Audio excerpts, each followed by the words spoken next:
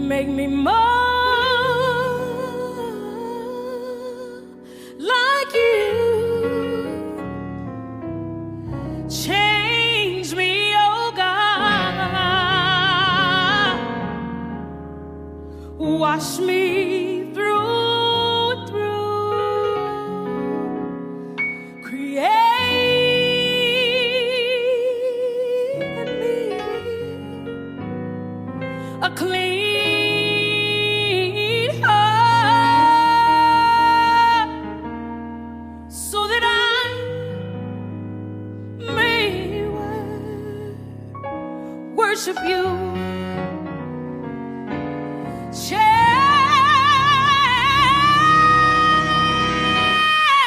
Change me, oh God. Make me more like you. Change me, oh God. Wash me through and through. Just create in me a clean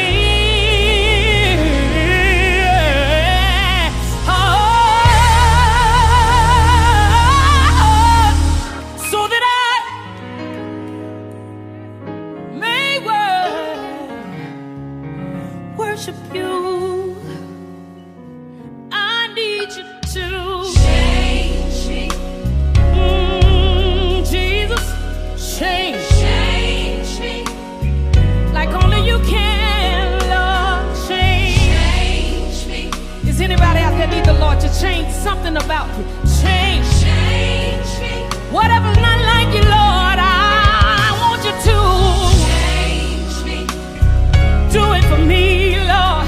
I dare you to just put your hands on yourself. change me, Lord, I want you to change me like only you can, Lord.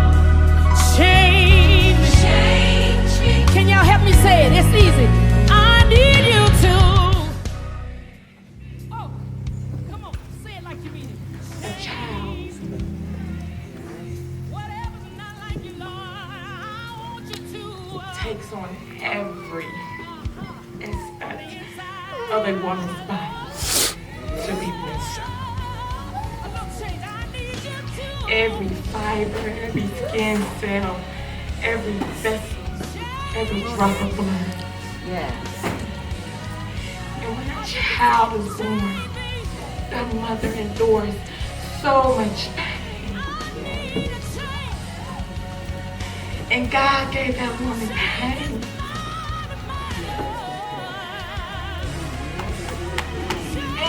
Because if we could keep them, we would. He said, cry in birth, celebrate in death. Yes. Amen. Right. Go ahead, honey. It takes 40 bones, pain of contractions. It's 40 bones crushed Come on, man. to birth that life into this Come world. on, Joe. Make no mistake, you don't know my son like I know my son. God gave us 20 perfect years. And let me tell you something. I found out he was dead all the way in Texas. And I flew out here as soon as I could get here. And while I was on that plane, I was under that cover and I was just sobbing on the last seat of the airplane. And my spirit said, go to his resting place. I went to my son's resting place. And just like Pastor said, you don't know what my God can do. In the midst of tragedy, he had angels positioned all around my son. They called that bullet the magic one.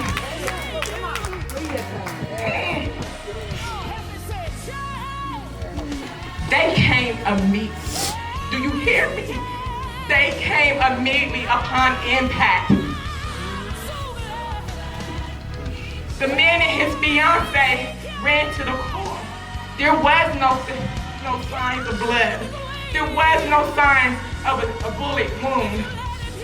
They called 911 because the car was registered out of state.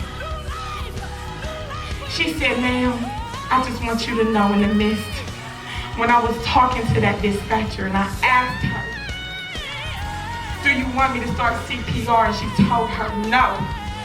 She said, I began immediately to pray for your son's soul. And all his friends and anybody that knows him has never had any ill will to say about my son. Because you know why I gave this world my son unselfishly? Because it was not my son, it was God. And God was using me in his last days, in his last hours. When I look back, I had so much fear. And I kept saying, come home, come home, come home. He said, that's not my home. So whatever and however he impacts your life, I hope it's for the better because he touched my heart. My purpose here is not done, but Jalon's purpose was served well. There is so much crime out here in these streets. And like I told that detective, you're not going to spread no lies about my son. He was not no convicted felony. He had never been to jail. He was just like any other teen. But Jalon was the least of anyone's problems. And that's why it's a tragedy to us all. But let me tell you something. There will be souls saved in the midst of it. And I just want to say that I thank y'all for the support. But like I said, I ain't no activist. Those that know me know I'm real all the time. I talked to my son July the 21st, and I told him for the last time, my plea was, come home. Come home. Come home. Come home. Come home. Mothers know when we repeat ourselves, it's not us. It's God trying to tell us something. How the song goes, God's trying to tell you something. God is trying to tell you something. And he was telling me right now. And he said, welcome home, son. Welcome home, son. I will rejoice and I will continue.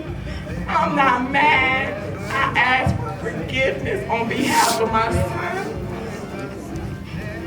I have nothing but compassion for them young men.